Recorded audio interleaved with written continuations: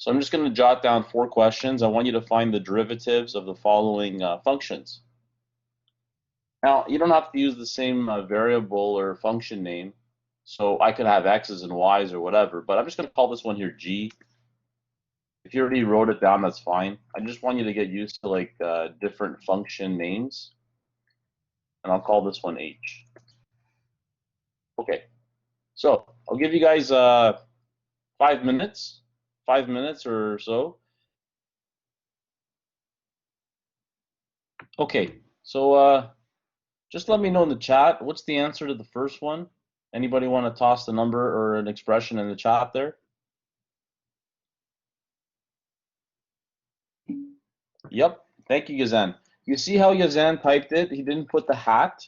You can type it that way, even on a test. So I'm just going to type something in the chat here. I don't care if you type that or that, okay? I'll understand it, don't worry. I'm very forgiving with that kind of stuff. And most math websites will handle that anyway. How about the next one? Somebody else? And the next one, before you type the answer, some of you might have been like, well, I forget how to do this one. This one here, remember, you need to write it as an exponent before you play. So now, I'll do this one out without asking in the chat if that's okay, because I'm sure some people want to look at the answer anyway. So this would be 8 times a half x at the half,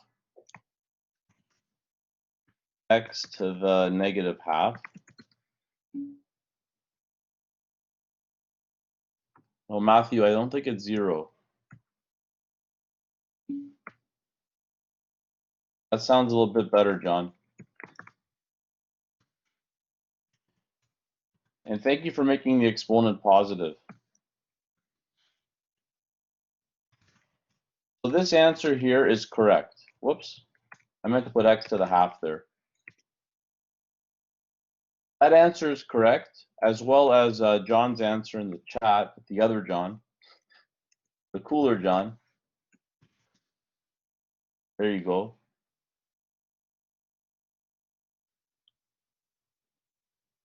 So I'm going to highlight both of these in red because they're both valid and acceptable. This last one here, write the exponent as negative, and then you can do the work here. So this will be 4 times negative 3x to the negative 4 is negative 12x to the negative 4. This one, make sure you make that exponent positive.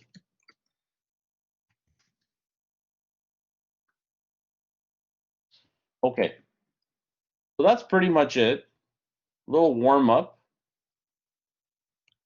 And you can make up lots of questions on your own. And there's actually many math websites where they can actually do the derivative for you.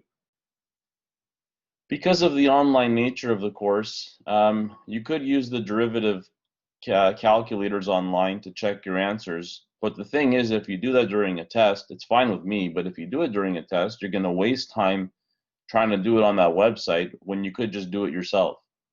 I find a lot of the times when you try to take shortcuts, you end up wasting more time than just doing the damn thing yourself. So for that reason, I'm not going to throw any websites now, but I can definitely put some links to some in the Blackboard group.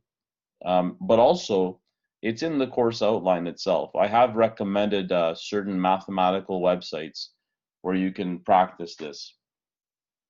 So we're going to move on to another type of topic in terms of techniques for derivatives.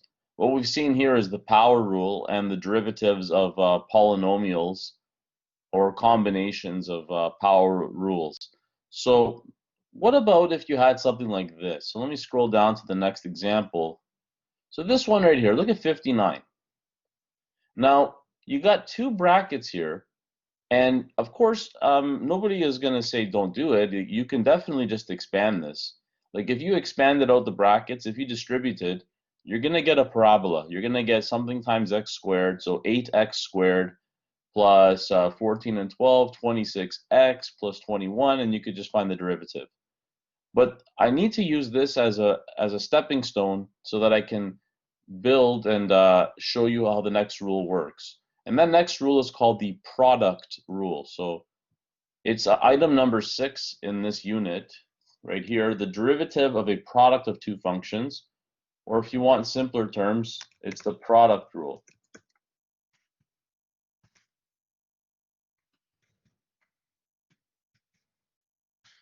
So the product rule, it looks a little scary. It's right here. Let me just get my highlighter out.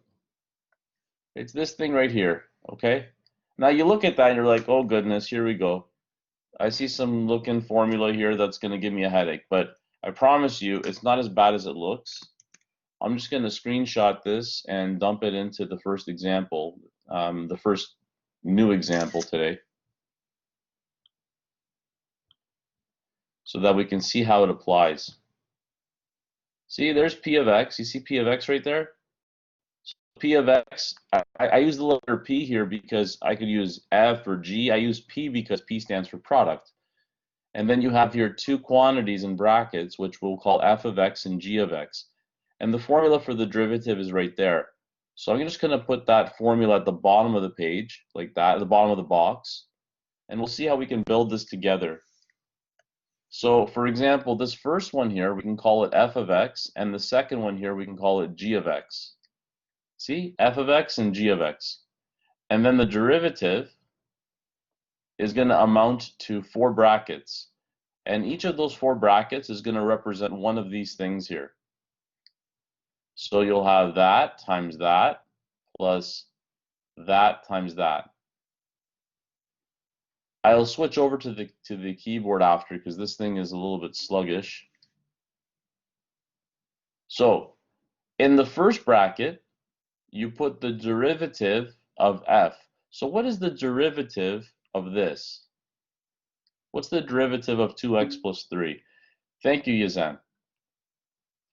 And in the second bracket, what do you put? What do you put over here? Well, the rule says here you put G. Yeah, and guess what, Graham? You can even say the word copy.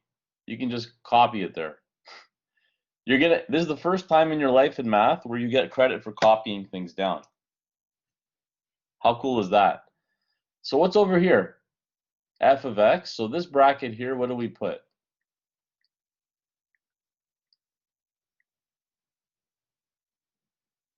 What do we put in this bracket here? Yeah, you put 2x plus 3. So again, you're just copying something.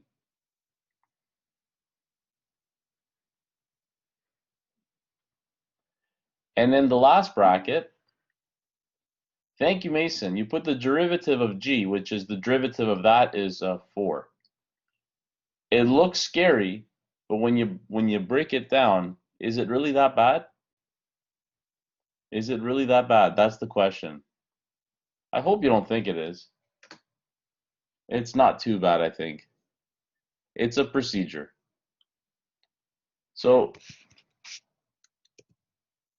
you could definitely expand and simplify this expression here, but you notice here I say do not simplify. That's just for the purpose of the lecture because I don't want to get you to expand and simplify because I just want to focus on how the rule works and not focus on the supplementary algebra. However, on a test or an exam or a quiz, you may be asked, if you are not told, then you should simplify it. So you have to be, in other words, be pessimistic, okay? So if I don't tell you, then you should just simplify it. So I'm just going to take the rule here and just tighten it up a little bit. And now we're going to apply it to the next few examples. I'm probably going to just type it this time. So in this case, we have another product. But the product rule always follows this template. So whenever you see the product of two functions, you can set up a template just like I did. So think about what goes in those brackets. You might be wondering, like, which one's F and which one's G? Can I have the first one as F and the second one as G, or vice versa? Thank you, Stephen. Yeah, just a comment about that. This one here is F and this one is G. Or you could write it the other way. This is G and this is F. It doesn't matter which way you choose because they're added together. With addition, you can exchange the operation, as well as the fact that F and G are multiplied, meaning that you could also interchange F and G's definitions as well. So I'm just going to put F and G above these guys here so that they're just labeled well for our discussion. And then we can proceed. So yeah, in the first bracket, we're going to do f prime of x, which Stephen has in the chat there as 6x plus 7. Good work. And then my favorite thing to do is copy. So what goes in here? Any takers? What do we put in this bracket here? Someone new. Someone new. Jade and Kyle, right on point. There you go. 9x plus 2 is correct. This is the first time I'm telling you, you're going to go home, or you are home probably right now anyway, but you're going to say, hey, you know what? It's the first time ever in my math class I got credit for copying. Didn't get in trouble for copying. Not that you ever got in trouble. Anyway, this last bracket here, what goes here? What's the derivative of G? Or in this case, what's the derivative? Thank you, Siobhan. Yeah, that's a 9. Thank you, Jaden. There you go. Okay. Who has never taken calculus before and finds this particularly easy to do? Never taken calculus and easy to do. Yeah. Thank you. I hope that you find it easy to do because it is a procedure. I'm telling you. It's all about procedure. Okay, so this one here, I'm not trying to like confuse anybody. I'm just gonna put that formula underneath there. And yeah, the first one's F and the second one is G. Same idea. So what goes in the first bracket here? What is the derivative of the first one? Let me know in that chat. Thank you, Jaden.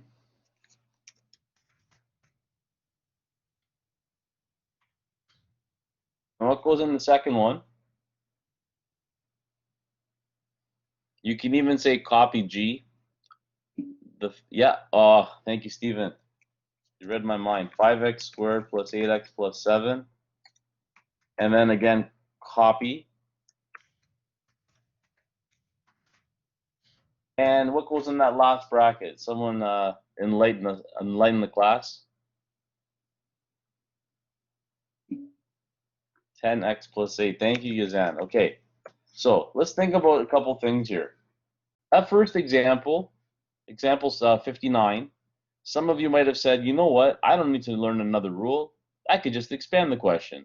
Even example 60, some of you would say, you know what, I don't need no new rules. I don't need any new rules. I'll just expand it. Sure. And then over here in this next one, now what I'm trying to do is kind of motivate you for why you would want to use a new rule. And you can see here, honestly, I don't feel like expanding trinomial by trinomial because I'm going to have to write down 9 terms. In this approach, I just copy a couple things and then I do a couple of quadratic derivatives. That's okay. Okay, fine. Maybe you have to expand and simplify for other questions, but in particular for this question, you're not asked for that. So this is by far the fastest and probably also the safest way to find the derivative. Because I know that many of you will expand this, including me, and you'll probably scratch your head or double check or second guess yourself or whatever it is that you multiplied something wrong or whatever. Okay, ultimately, when you get to a question like 62, or even questions that I'm not presenting here where it's actually just not even feasible to expand it, not even worth it, then eventually you'll reach your threshold and say, you know what, fine, I'll just use the product rule. So anyway, here is the last question for product rule of 2 functions. So what do we have here? We have a quartic. Okay, so that'll be F. The first one, I'm just going to call the first one F. So what goes in this bracket here? Walk me through that one. You can go in the chat because that one's a long one. In fact, I might just copy your answer from the chat into the question. I'll steal your answer.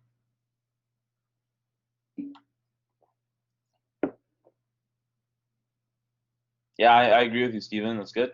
Watch this. I'm gonna actually, you can't even see what I'm doing. It's hilarious. I'm actually copying and pasting Steven's answer. But I have to use the other paste. I have to use paste, keep text only. Okay, there we go. Yeah, 18x squared. See that? That's quality control. I like quality control. Thank you, Graham. Okay, and then we can just copy some stuff here. So 8x squared minus 4x plus 3, and then copy again. If you're like, why is this guy going so fast? I'm not going fast. I'm just copying. Copying is not a fast thing to do. You just copy. If it takes you a little bit longer to write it, I respect that. But all I'm doing is copying those middle two pieces.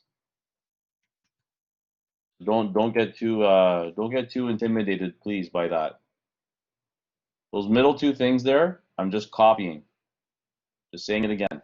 Anyway, what goes in this last expression here? Yes, Jaden. Nice.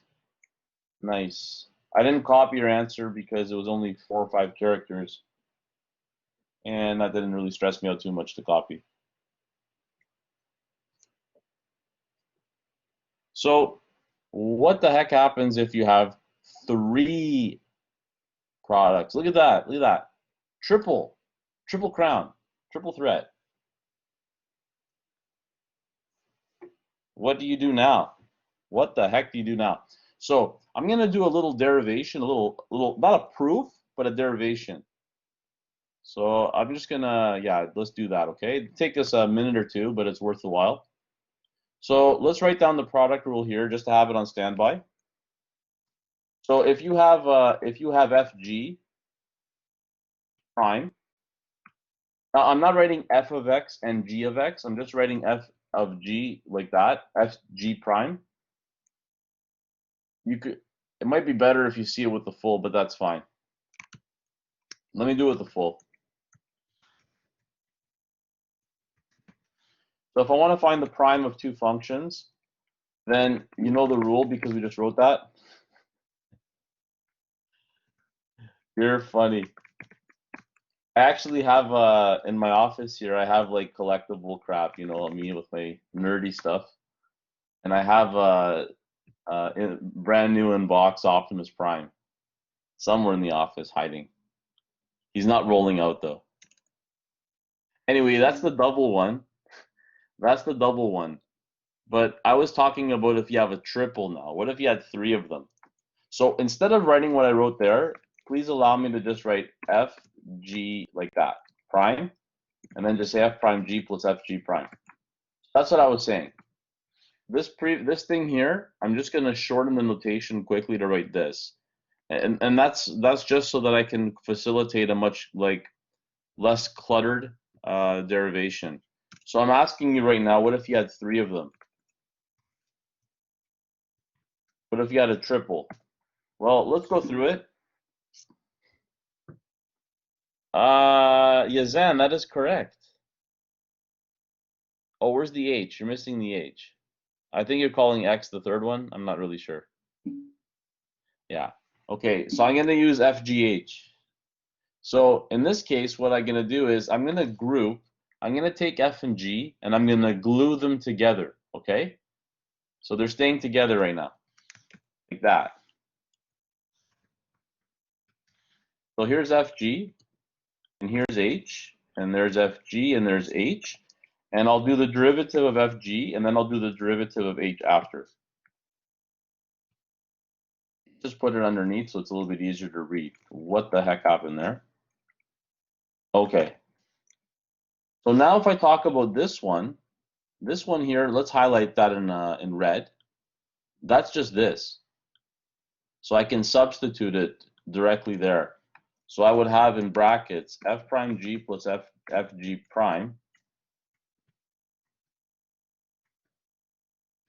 times h. And then the other one here, these brackets are unnecessary. So let's just get rid of those brackets, fgh.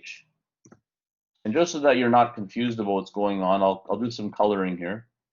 I'll make that green, and I'll make this green as well so that you know where things are. And then if I just distribute this, then we get the answer. So watch how I write it down. It's hilarious. FGH. I just copy it 3 times. And then everybody gets a chance. Ready? F gets the cookie, G gets the cookie, and H gets the cookie. I don't know what the cookie is, but they each get a cookie. Okay? And that's the formula. So that's the formula for triple product rule. So let's summarize that here. The product of 3 functions will produce, the derivative of a product of 3 functions will be as such.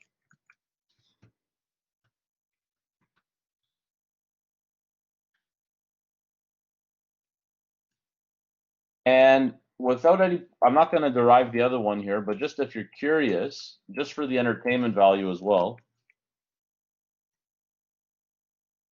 any brave souls? What would it be for 4 of them? I'll use PQRS here, just because I don't like using the letter I as the name of a function. Everyone gets a cookie. Graham, you're very generous. I'll be expecting my cookie via FedEx or whatever express courier you prefer. Thank you. But yes, everybody gets a cookie. So I'm going to write it down 4 times. Everybody, see how I tricked you? Whoops, I tricked myself. No, I'm actually like, I'm not too much of a sweet tooth here, so. Okay, anyway, everybody gets the cookie. Ready? P, Q, R, S.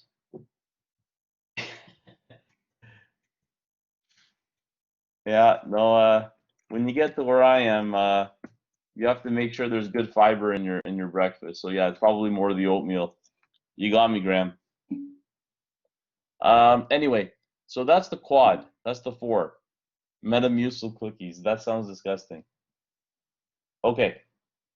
So what we're going to do now is we're going to just take this one here, this triple one, and we'll apply it to the next question.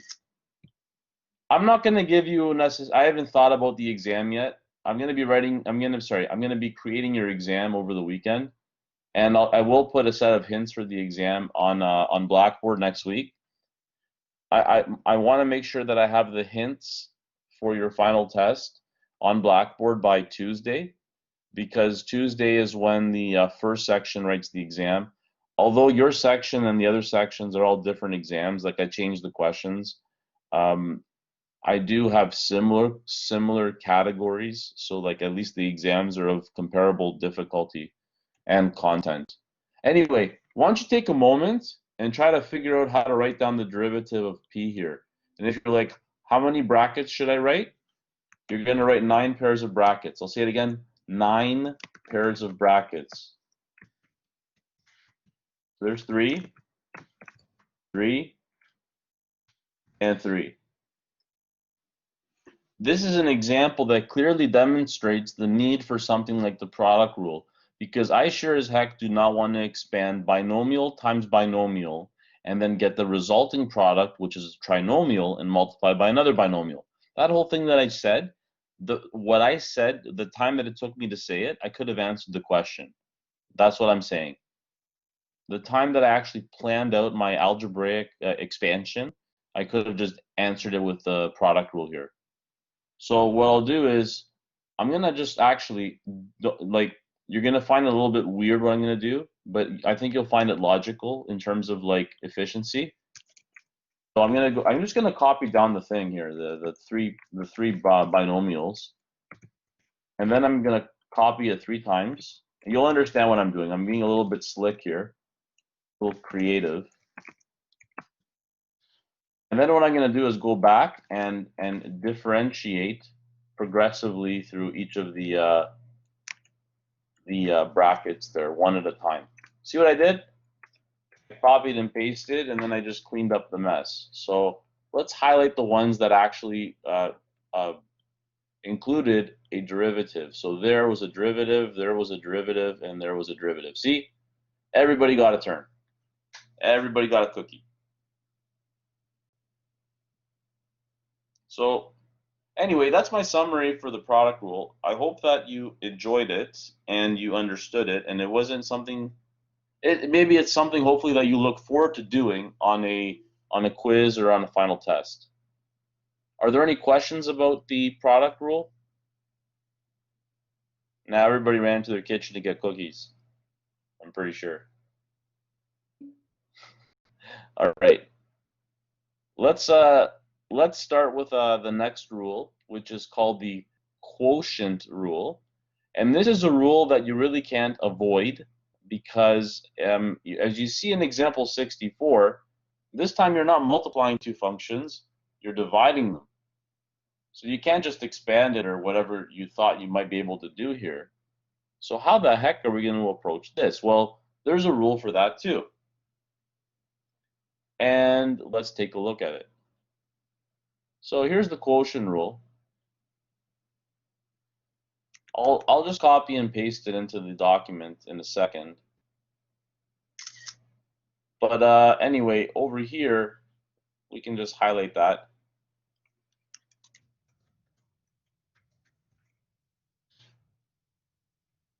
Quotient rule.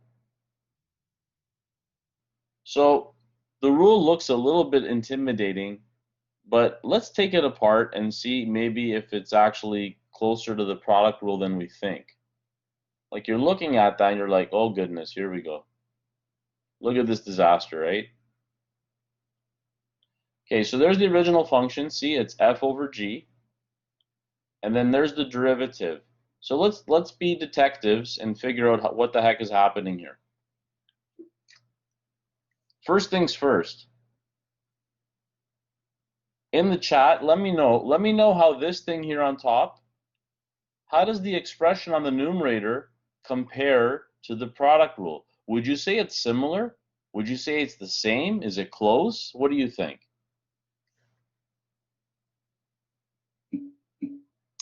What's the difference, Yazan? It is similar. What's the difference? Except the minus. Yeah.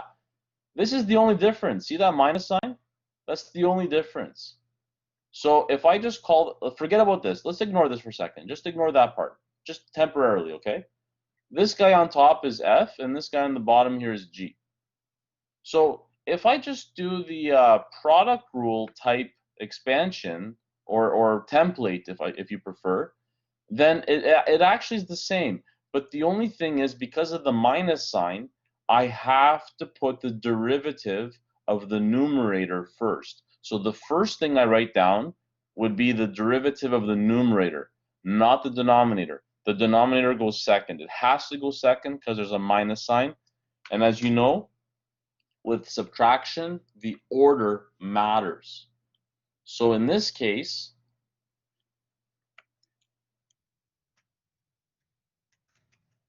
we get the following. Remember that denominator, I'm not even showing you the denominator for now. Do your 4 brackets. I just want you to pretend that it's the product rule. Pretend it's the product rule for a second. So on the top here, you do the derivative of f, which is 3, and then you copy the bottom. So there it is, 11x plus 4, that's g. And then you copy f, so 3x plus 5. And then finally, what do? You take the derivative of g, which is 11x. 11, sorry. Now, what do you get on the bottom? Well, the thing is that I kind of hid the formula from you. So let's reveal the formula. Okay, there. So what goes, oh, that looks weird. G of x squared. So what do I do on the bottom? What do I put here?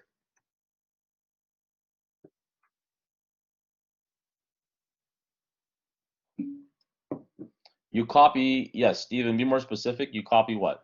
The top or the bottom? And what else do you do to it? Then you square it. Thank you very much. So there's g of x, and then you square it. That's it. That's the answer to the question. Notice in the question, people, it says simplify the numerator. So unfortunately, I'm asking you to do a little bit of housekeeping here, a little cleanup work. So let's do that right now. That shouldn't take us too long. And I'm not here to kind of babysit you with the algebra on the numerator. I know you could simplify that. Can someone simplify that and just tell me the answer?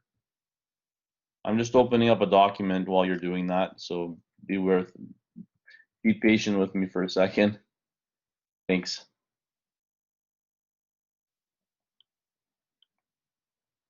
So what does the top simplify to?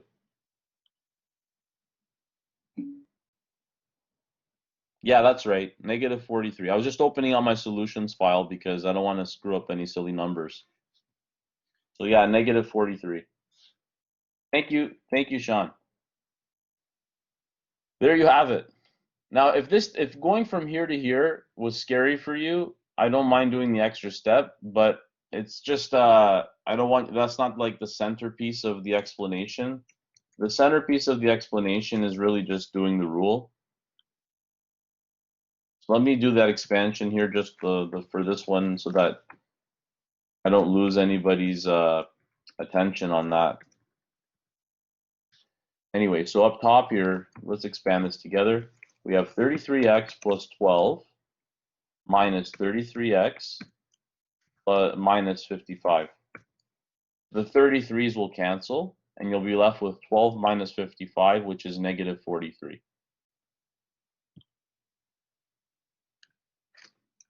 Just gonna get out the highlighters for a minute, and we'll start the next example shortly.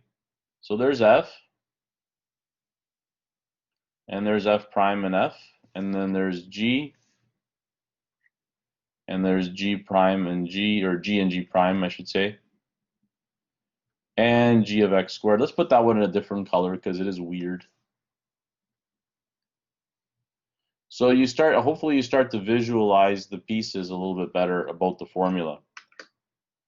The next example, same style, almost the same question. It's a linear function divided by a linear function. For those that have taken advanced functions, most of you should know, you should all know from advanced functions how to graph it. But I'm not going to ask anybody to graph things here, so don't worry. That's fine. That's kind of like the equalizer, because advanced functions is not a prerequisite for your program. That's why I lay off the graphing and I don't ask you to graph stuff. It's not because I don't want to do that, but I don't want to teach advanced functions here. Let's do some calculus, right? Okay. So I'm going to set up the template. So this is the template for the quotient rule. I'm just going to, bear with me, I'm just going to copy that on the next page or two. Okay, so let's just do let's do the next 2 or 3 questions, then we'll take a nice healthy break. I'll give you guys a nice healthy break. Today's class is not particularly dangerous. Just I think this one's the easiest lesson of the 3 lessons for this booklet. The first one definitely was the hardest though. Anyway, help me out with these brackets here. So we'll call the numerator f and we'll call the denominator g. So that one's f and this one's g. My stylus is not cooperating. There we go. Okay, so what goes in the first bracket? Any takers? Thank you, Yazan. And then, what's the C word? It's copy. Copy. Copy. And what goes down here?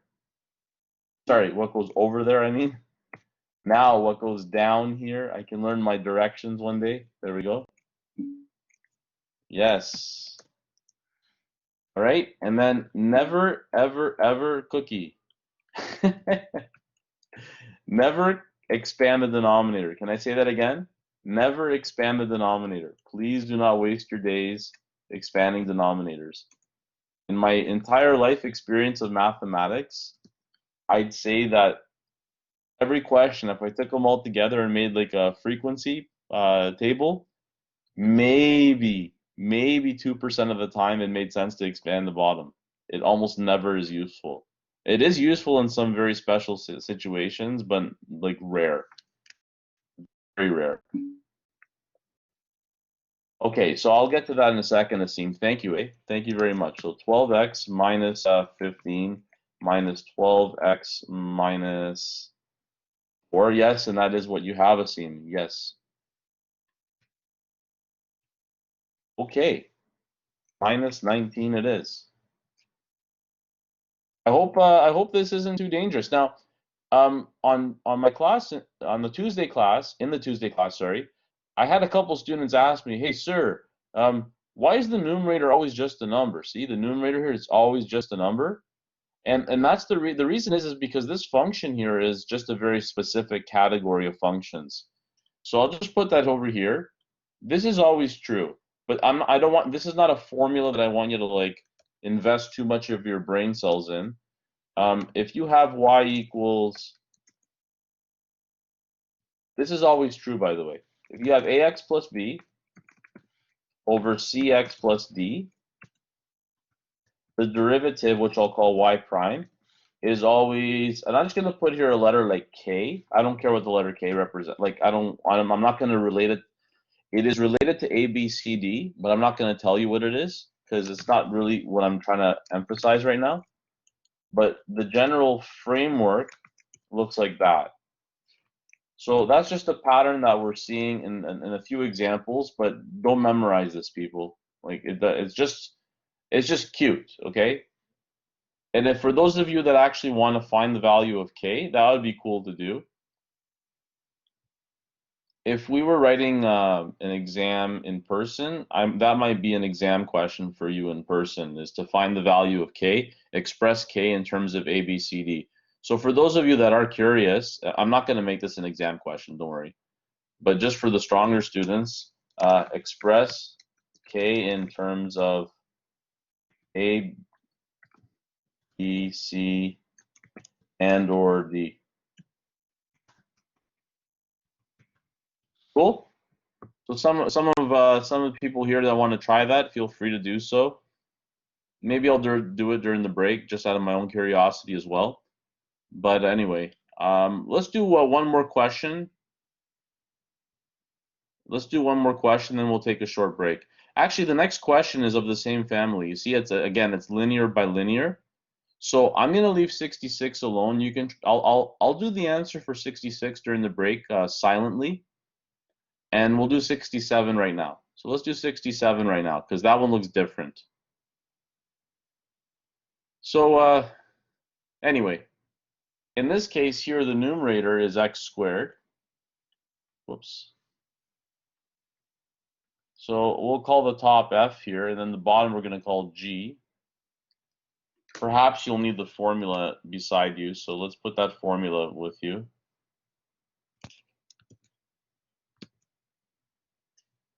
Just put the formula here at the bottom so that you have it on standby. Okay, so what goes in this first bracket? Any thoughts? That's correct, Kyle. And then you can copy the bottom, and you can copy the top. And what goes in this last bracket?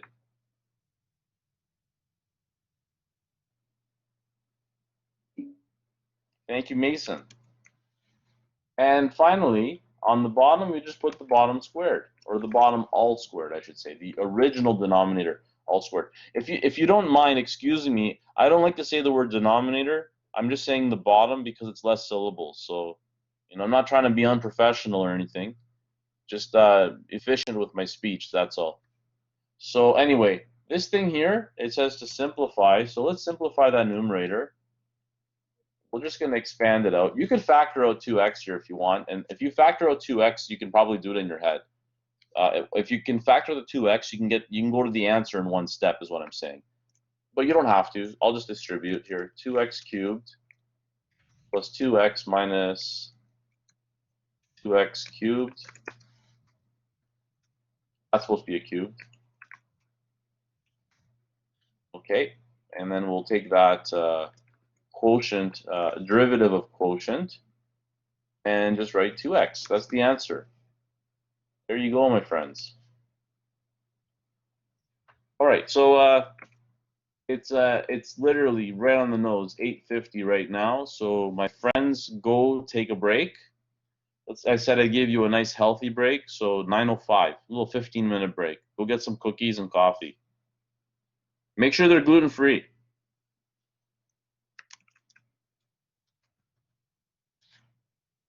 And I'll silently answer the other one. Yes, it would have seemed, but when you clean it up, the x's would cancel. So k would just be a number, yes. I'll definitely go through that derivation during the break. I'll do that derivation after the break, okay, Asim? Just because I want to have space on the screen here for the students to see. Okay, so I'll be back at 9:05 or just before that to do that derivation. I'll come back around 9:00, like a couple minutes prior. Okay, I'm gonna go through that proof now. So let's take a look here. So there's the actual question: is express k in terms of parameters a, b, c, and or d. Can you hear me in the chat? Let me know. Cool, thank you. All right, so let's go through the derivation here. So y prime equals, let me write the template for the quotient rule. So the denominator is a non-issue. It's just cx plus d all squared. I could have used round brackets, that's fine. The derivative of the top is a, and then you copy the denominator, and then you copy the numerator, and then you find the derivative of the denominator, which is what Asim had in the chat. But then what happens is things tend to clean up nicely here. If you expand the numerator out, you get acx plus ad minus acx minus bc. And then I think that's it. You can cross out the terms containing x's. If you see these terms here with x's cancel, and you get this expression.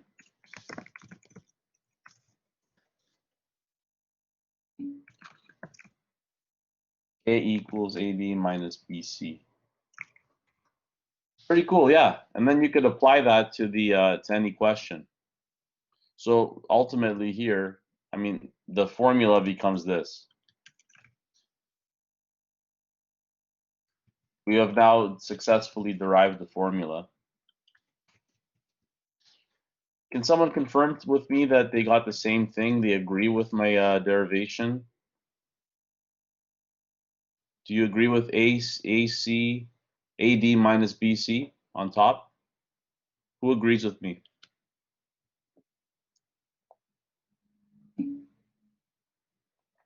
Thank you, Stephen. Yeah. So I appreciate that. This is quality control. It's early in the morning and nobody's perfect here. So it's glad that we can get that derivation. But yeah, that's cute. If you write that down on a sheet of paper, you could use that potentially on your final test or on your quiz next week. Maybe it's handy. Maybe it's useful. Maybe it isn't. But it is what it is. I'd like to move on to a new topic, which is the last of the skills that I'll be teaching you. So for those of you that have studied calculus, there are other rules and techniques that you could learn involving, for example, trigonometry or trigonometric functions, exponential and logarithmic functions. You could also learn something called the chain rule. And usually those last few things that I mentioned would really complete the types of derivatives that you would have learned in high school. Obviously, it's different for us because I'm trying to show in a 9-hour lecture series a big chunk of high school calculus, and trying to keep it in a way that's digestible for people that haven't even taken advanced functions. So anyway, I'm not going to mention the chain rule. So if you know the chain rule, I'm going to get around that, and the book does as well, by just calling it a different, by talking about a subset of questions related to this. And I'll show you it here. It's the derivative of a power of a function. So let's take a look how that formula will apply to the next category or next sequence of questions. So there's the formula that I'm talking about.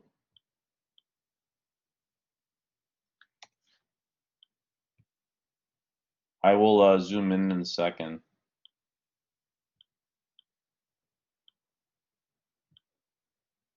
So that's the formula that I'm talking about for this last sequence of questions that we'll cover. And then we're done the new material. And essentially, we're done the material for this booklet. And I can invest some of the remaining time of today's class in terms of just review questions that follow at the end. So we're going to go up to question number, let me just see here, up to 71.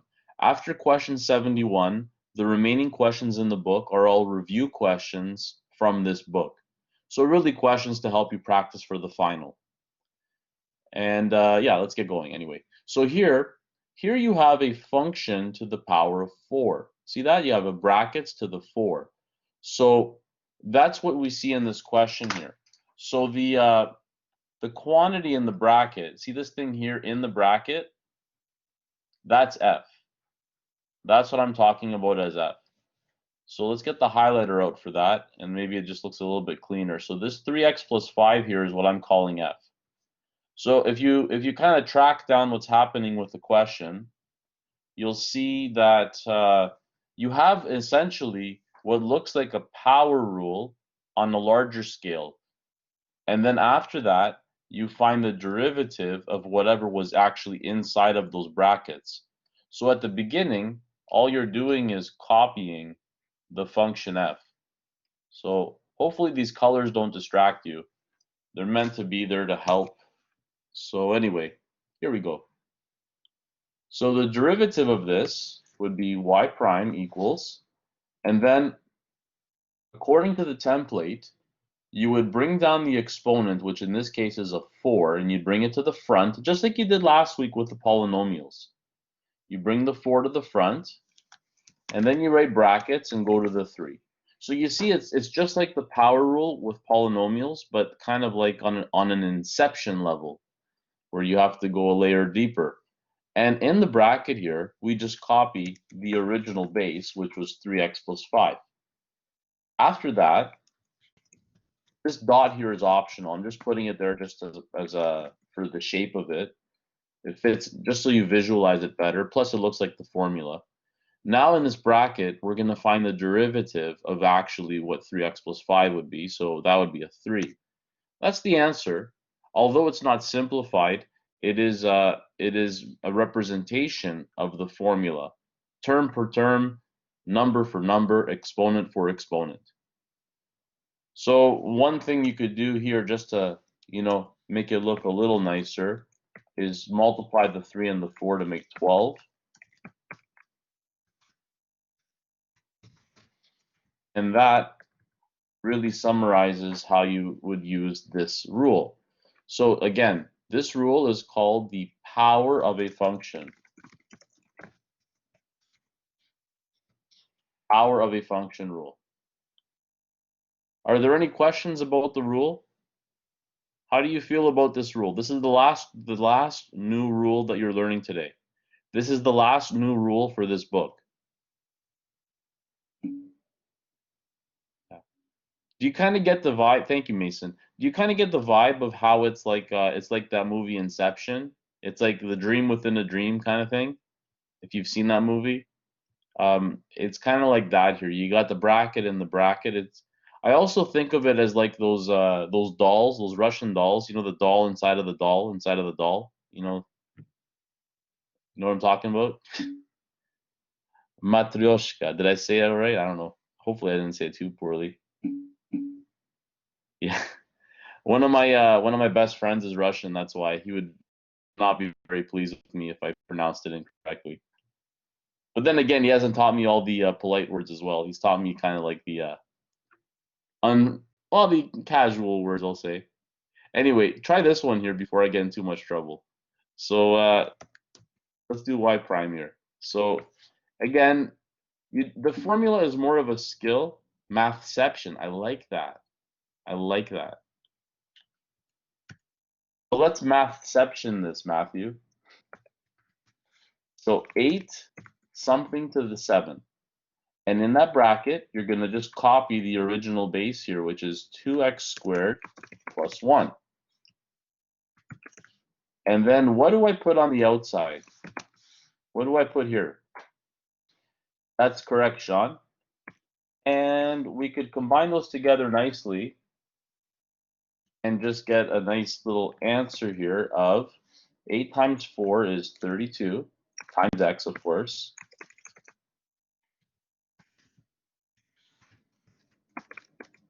And there you have it. That's it, my friends. Done. Done like dinner. I'm going to take this first one here and just go back and decorate a little bit.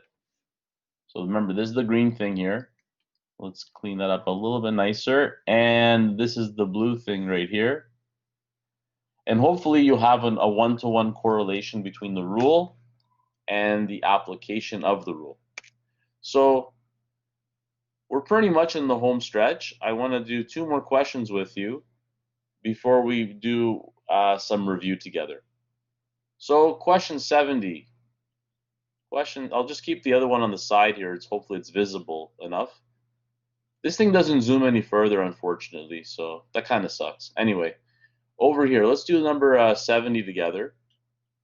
And then I'll give you a couple minutes to try 71 on your own. So here we have 4 times something to the 3 times something. So that's kind of the template that I usually do as a student. Of course, be very generous with your brackets. So make this bracket really, really big when you write it down. Don't make like a short bracket that you can't fill.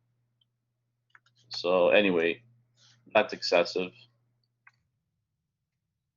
So what's the theme of today? The theme is that we copy a lot. So 5x to the 4 plus 6x squared plus 7x plus, whoops, 7x plus 1. And I'm not going to ask you if that's right because I literally just copied it. But you tell me in the chat what goes in that second bracket. What goes in that bracket?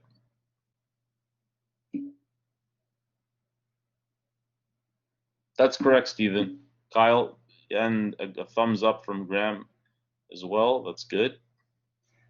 So I'm going to just copy and paste Stephen's quantity there. Whoops, I meant to use the other paste feature. And there you have it, my friends. Now this one here, 4 times this, right? I don't care. Don't do it. Don't take 4 and multiply it by this, because this is a factored form, and factored form turns out to be better for most application type questions. So just leave it alone. Don't worry about it. Now, why did I do it on the previous one? On the previous ones, I did it because it was monomial. See? Monomial, monomial, monomial, monomial.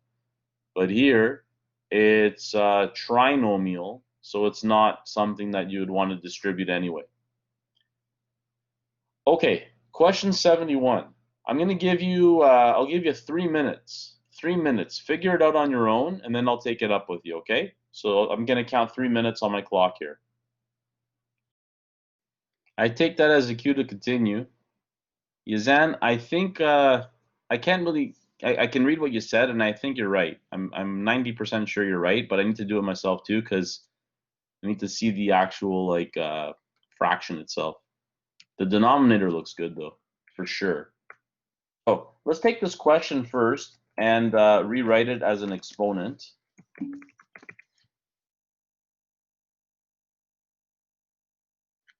And then we'll see what we get here. Thank you, Jaden. I'm gonna try this one out and see if we get the same answer. So let's take that 1/3 out, and then we'll have to the negative 2/3. So you see there, you see Yazan and Jaden's comments. They match the quantity to the negative 2/3. So that's a good thing. That's a very good start. So what I'm going to do now is just apply the rule. So see, I took away 1. I did 1/3 minus 1, and that's how I got the negative 2/3. Just like here, I took 4, and I took away 1, and I got 3. So I'm not doing that step with the fractions. And over here, we're going to get 3x squared. Now, before I do any like intense cleanup, the first thing I'm going to do is take that 1/3. See that 1/3 there? I'm going to multiply it by the 3x squared. So I'm going to bring the 3x squared in the front here. And then the 1/3 and the 3 cancel, so we get x squared. And then the next thing I'm going to do is bring this thing here downstairs. So I'm going to bring that quantity downstairs. So y prime equals x squared over this with a positive exponent. That's the answer. And as you can see, that is consistent. It's very close. Yazan, your answer is right. The 3's cancel out. Or actually, no, there's an extra 3 there. All of your answers were very close. Yeah, you see the extra 3. So actually, I designed these questions. These are not from the book. These are similar to the book, but I made them up myself, and I deliberately made it a cube root here so that they cancel out nicely. So, and you'll see that the book does that a lot too. They'll make questions so that the numbers work out really well, for the most part. Anyway, these are the 2 answers that are acceptable. I'm going to write the second one in a different form. So I'll write this one in a radical form.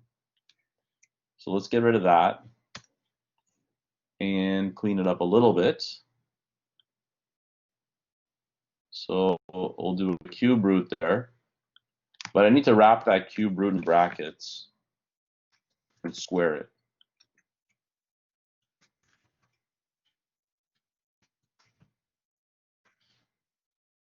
So there you have it. I think that is that's good. Definitely on the tougher side, no doubt. Definitely on the tougher side. But in any case, I hope that you enjoyed doing the question. And if this was on a final test, this would be kind of at the end of the test, some of the harder ones.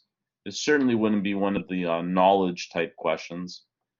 I haven't written your final test, but just like the midterm, I promise you that 2/3 of it's going to be like something that you can just plow right through, you know, pull up your socks kind of thing and just go through it, and mechanical type questions. And then the last 1/3 will be on the tougher side. Things like this. This would be a tougher question. Whereas question 70 would be like an easy question, just because it's a polynomial, nothing too intense there.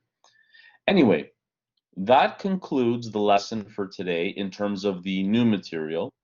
Now what we can do is take a step back and practice some of the material from the earlier parts of this unit. Some of you may wonder, I showed you a bunch of rules today, and you might be like, okay, those are cool, whatever, but like, how do you prove them? Like, how do you prove the product rule? Or how do you prove the quotient rule? Or even, how do you prove this power of a function rule? This last one we did. Well, I do present proofs for all of them at the beginning of the booklet in the header of each section. So for example, if you go to section 7.6, there's the header, and then you see here I actually have the proof. There's the proof right there. See that? There's the proof.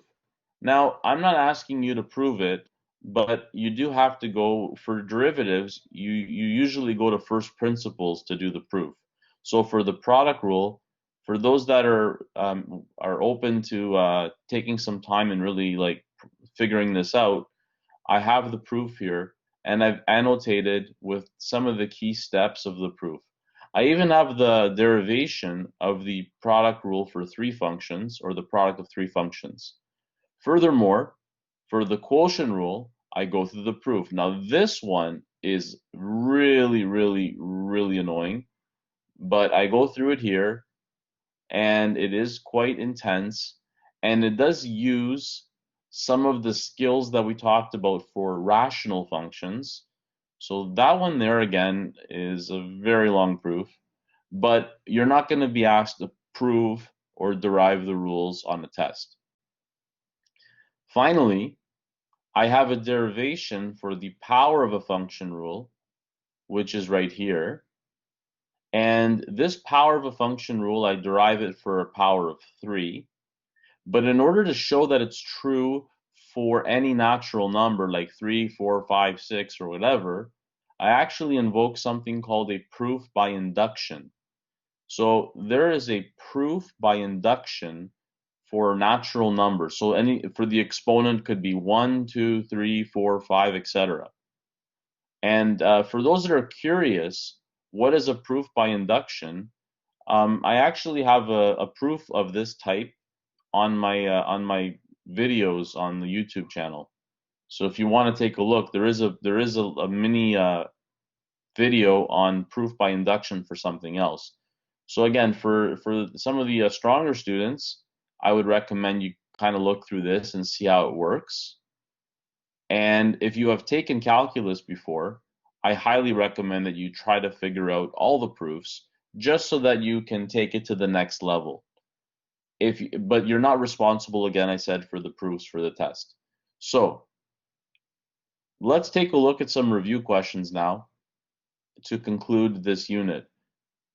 So I'm going to just save this one here, and I'm going to stop the recording and then restart it for the next part because it's a separate file. Let's take a look at some extra practice in preparation for your final test regarding the calculus component of the course.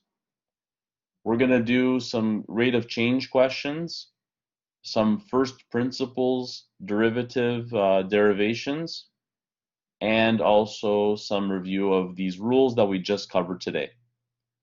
So this first one here is talking about an estimate of the instantaneous rate of change using something called the difference quotient. So the difference quotient is mentioned earlier in the notes, and I'll just start with that formula and say that the instantaneous rate of change, IROC, is approximately equal to this thing.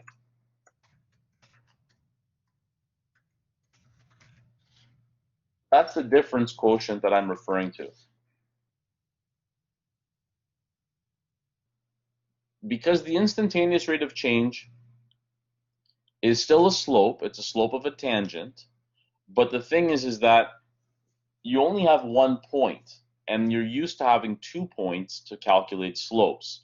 So what you do here is you invent a second point, which is 0.01 in this case, 0.01 away from x equals 2.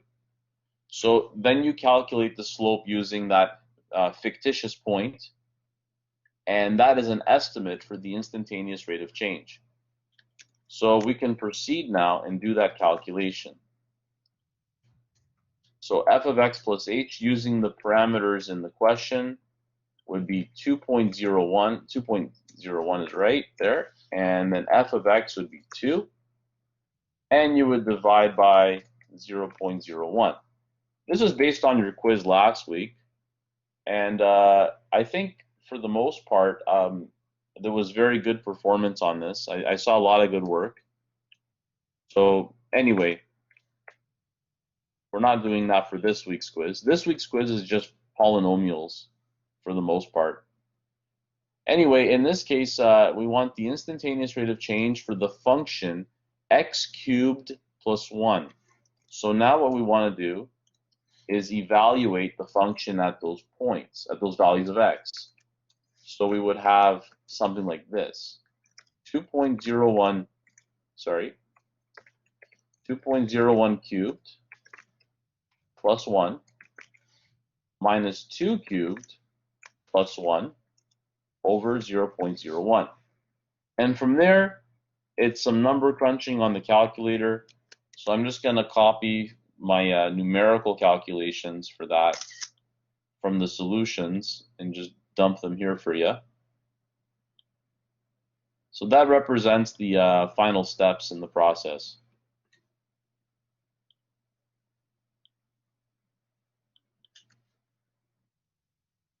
So there you go. The instantaneous rate of change is 12.0601. Out of curiosity, what would be the instantaneous rate of change exactly?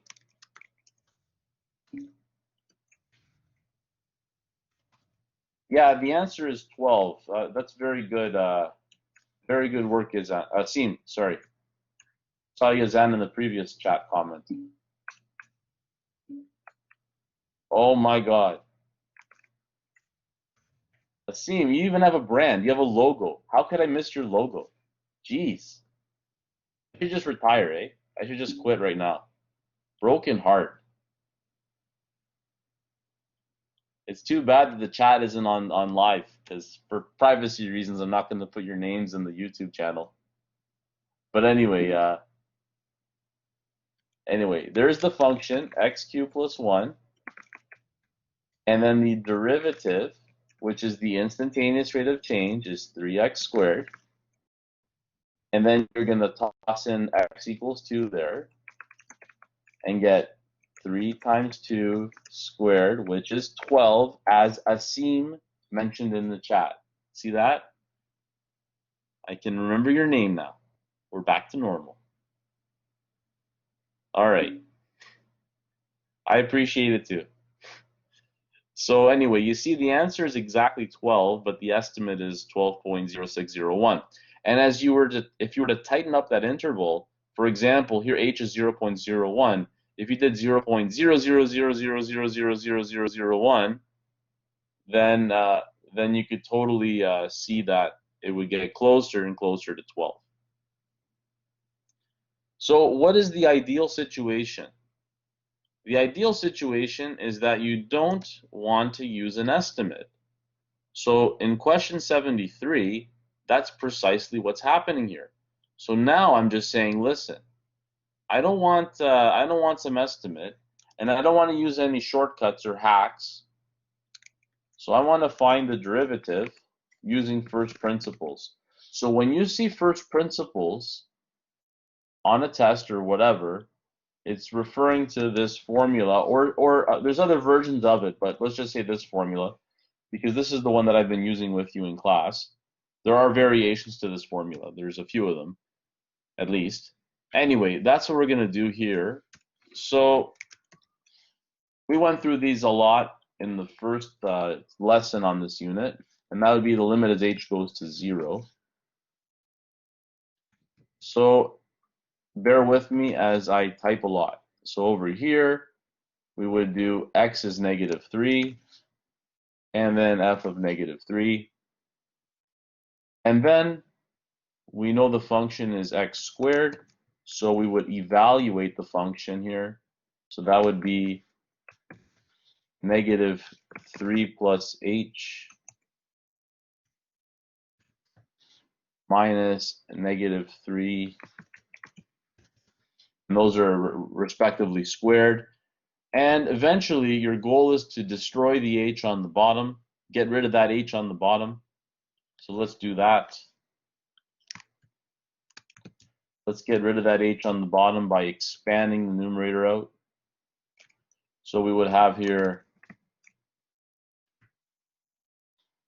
-3 plus h times -3 plus h.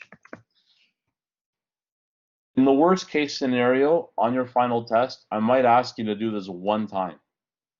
In the worst case scenario. So it's not going to be something that's going to be the centerpiece of your final test. In this case here, the 9's cancel. And the 3 h's that are negative combine to make -6h. What do I do next? Let me know in the chat. I've been very active here and making you take a back seat, but now you're in the driver's seat. What's going on here? Factor. Thank you, Jaden. Let's take out an h on the top. And then we're left with that. What do we do next? Is someone else? What do we do next? We're almost there. A couple steps away from the answer. What do we do next, people? Destroy the h. Thank you, Sean, for the very, very passive words. I like that. Destroy the h. By the way, if you're wondering in the class, that's me talking, if anybody missed the class for that. The answer is -6 now because you can just set h to 0. We'll check it with the power rule. Let's just check it with the power rule.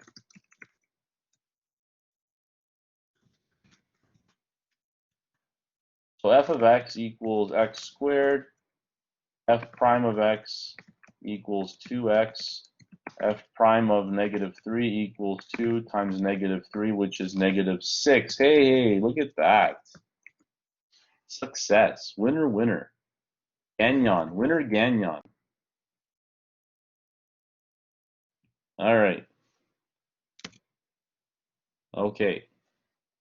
I had to toss in a little joke there, sorry. Anyway, we have the first principles derivation here for a quadratic function for a specific value of x. We can do this process again in the next question, but this time it's a cubic function. Oh my goodness.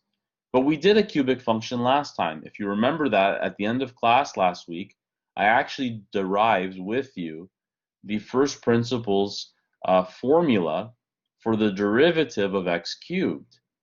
For this class, though, I'm not going to go through that derivation because we were very, very diligent in what we did last week. So what I'll do here, though, is just paste the solution, and I'll leave it for you to examine on your own. I mentioned also that I will not, say it again, I will not give you first principles derivation question for cubic. You will not get cubic first principles on your final test, okay? But let's highlight some of the key points here and discuss. So we want the instantaneous rate of change at x equals 2 for the cubic function. So let me walk you through the steps here, and you can try this one again on your own later without pressure because it won't be on your test anyway. So x equals 2, so we let x equal 2 here. And then we're evaluating f of 2 plus h and f of 2. So perhaps let's get the stylus out here. So if we evaluate 2 plus h cubed, you have to write it 3 times. And then if you evaluate 2 cubed is just 8. So the 2 cubed is just 8 is easy. So that's done. But then this is a disaster because you got to expand out binomial, binomial, binomial. So what I did was I distributed the second 2 binomials, and then I distributed the binomial into the trinomial and got this big mess here. Look at that long mess of terms there. But eventually things clean up. Hey, those 8s cancel. That's good. Perhaps I'll use a lighter color. I'll just do that. So those 8s cancel. And then the remaining terms inside here will simplify into the following cubic, trinomial, and h. Then you can factor an h out. See, I took the h out here and I destroyed the h as per Sean's comments. And then we can just set h to 0 and happy, we're done the question. This question is really long. If you definitely can appreciate that from our lesson last time. But we'll check the answer, check with the power rule.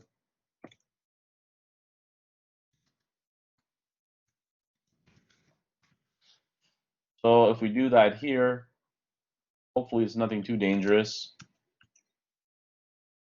So we have f of x equals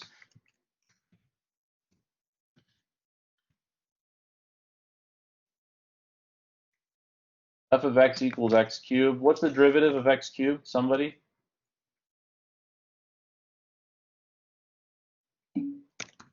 Thank you, Graham. And then we're going to toss in the value 2 here, giving us 3 by 2 squared, which is 3 times 4 is 12. Yay, look at that. And I'll just fix that there because it glitched on me. And it glitched on me here. I tried to save time by copying and pasting, and it actually backfired on me, so go figure. Do not be creative. That's what it's telling me. Gotta love these math software tools. Anyway, there's the derivative using the power rule. In contrast, look how less time it takes compared to the first principles. But don't take first principles for granted. You need to know first principles to figure out how you get these rules. And we went through that last time. So anyway, I have 4 questions for you. It's 9:45. And I'd like you to try these 4 questions, and then you're free to write the quiz. I actually set the quiz for 11 o'clock, for 10 o'clock today. So if you want, you can take a break after these questions, and you can take an extended break before the quiz as well. So the quiz will be open at 10. So let's try these questions together, and then we will call it for the lesson. So here we go. F prime of x. What's the derivative of that? This is good practice for your quiz. This is good. It's almost like I planned it. Who would have thought?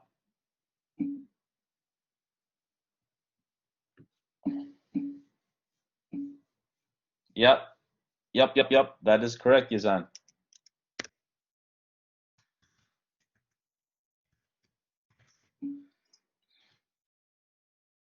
You are acing the quiz.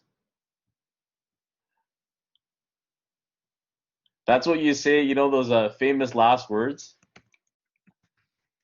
I'll stop. That's not nice. Okay, I gotta tell you guys a story. Okay, I know that we're in class, but you're gonna think I'm such a baby right now, but that's okay. I'm a little bit of a baby, so I'm not gonna lie. I'm a bit of a suck. When I wrote my high school calculus exam, true story. I don't need to make this stuff up. The high school exam, I forget what it was. I think it was a couple hours, maybe 2.5 hours. I totally forget now. I wrote the exam in about 40 minutes or less, and I got this is my mark on the exam. I finished the exam in 40 minutes or so. Not even. I got 139 out of 140. I still remember. I was so pissed.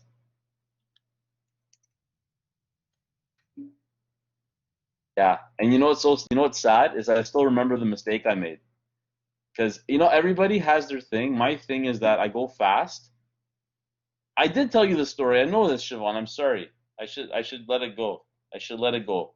I'm gonna say this though. I gotta let it go. Obviously, I'm saying it twice, so I have to let it go. It's like what do you call it? Catharsis. Anyway, everybody has their thing. My thing is that I go too fast on the questions and I don't check my work. That's my problem. But if I were to just slow down, I guess what it is for me was that if I slow down, yeah, maybe I'll get a higher mark, but what's 2%? Today's quiz is on last week's. Today's quiz is on last week's material. So Asim, the stuff we're doing right here is actually from last week. So this stuff we're reviewing right now is last week's material. It's the power rule. Yeah, it's on derivatives. Yeah, but basically no limits, okay? It's just the derivative stuff. Just the basic derivatives. No power, no product rule, no quotient rule. Next week's quiz is product rule, is the stuff we did today, basically. Okay, before we find the derivative, it actually would make more sense for me to rewrite the function as a power function. Can someone tell me what exponent that should be? What is the original exponent going to be here? Yeah, it's 1/5, but then cubed. It is 1/5 times 3. So it becomes 3/5. Thank you, Stephen. Okay, and then the derivative If I ever repeat a story, let me know and I will never, like, keep me honest, okay? Because I have other stories, but I don't need to say the same story. Okay, anyway, this answer is okay, but we need to write it with positive exponents. So I'm just gonna leave it like this, guys. Don't write it as a root. I know that it's the fifth root or whatever, but don't write it. Don't bother. Don't waste your time. Like if you're on the clock for time for a test, do not write the next step because just save yourself. Can we get a hard word problem as practice right now? Well, we're gonna be doing word problems next week. Yeah. Asim, very important for you.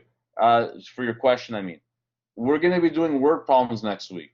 All of next week is word problems, just so you know. Is that cool? All right. Yeah, I'm deferring all the word problems till next week. What we're doing for this booklet, the booklet we're doing right now is strictly about mechanical. It's about executing skills and figuring out rate of change and how to find derivatives for a bunch of functions. I promise you next week we'll take the stuff that we learned this week and apply it to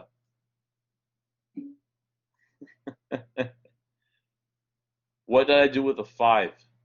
I don't know. I guess I threw it away. I didn't like it. I threw it away. My apologies, Graham. I have offended you in the 5. Mason, no.